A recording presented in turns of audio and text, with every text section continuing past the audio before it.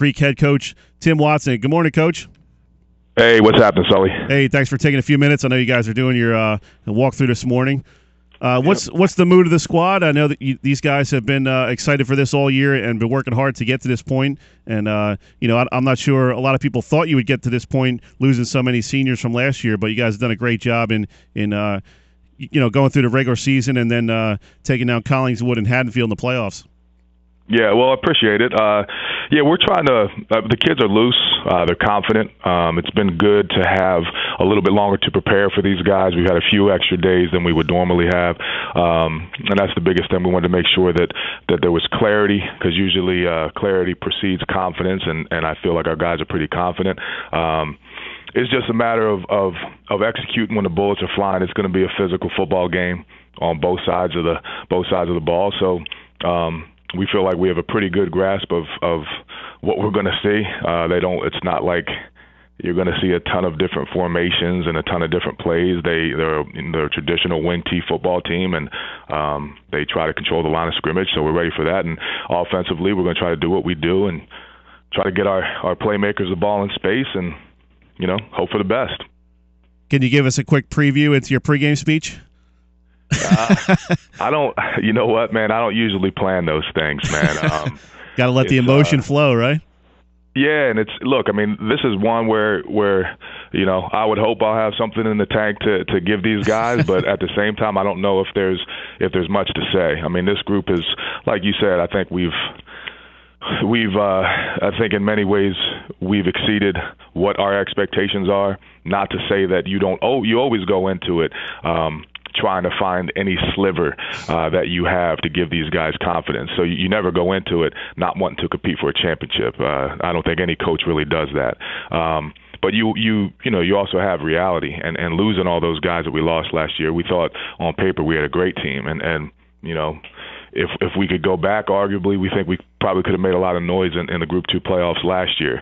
But I think what this group did was learn some valuable lessons in terms of coming together early and in terms of what it means to be a team and not just a group of individuals.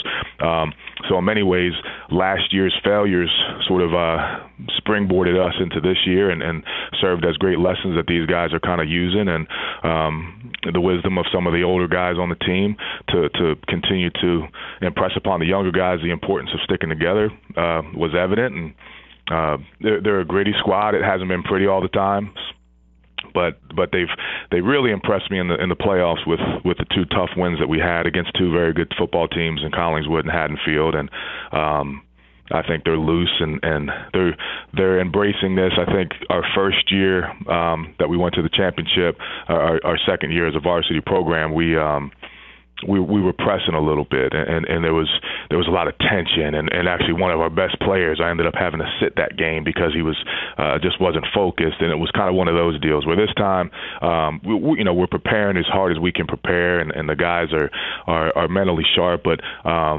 I haven't had to do any yelling. It's been a very, very positive this week, so we're hoping that carries over to a good performance.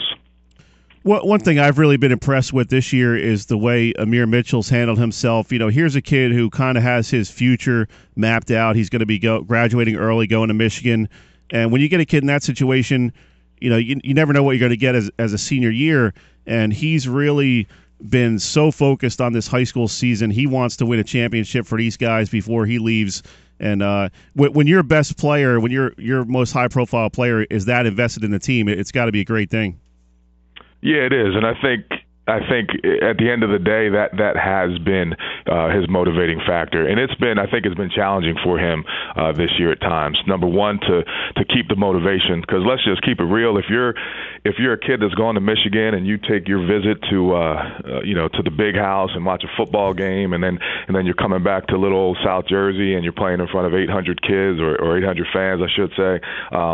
It can mess with your mind a little bit, any young person.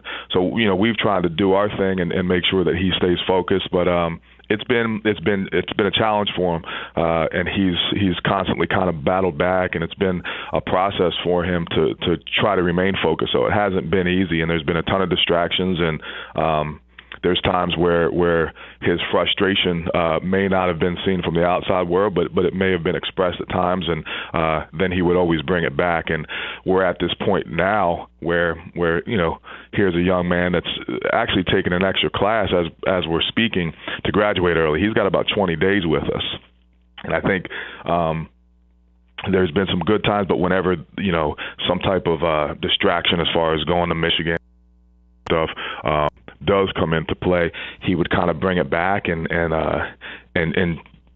show the type of leader that he wants to be, and it was at important times. And when it comes down to it, the kids will respond to him. So it's been I've been impressed overall with how he's handled it, because it's so easy as adults, it's so easy as coaches to expect these guys to be, to almost treat them like little professional athletes. But these are kids, man, with a ton of stuff going on, with a lot on their plate, not just, home lives, but just regular teenage stuff. And, I give Amir credit. I give a lot of our guys credit for balancing that out and staying focused through what's turned out to be a pretty long season.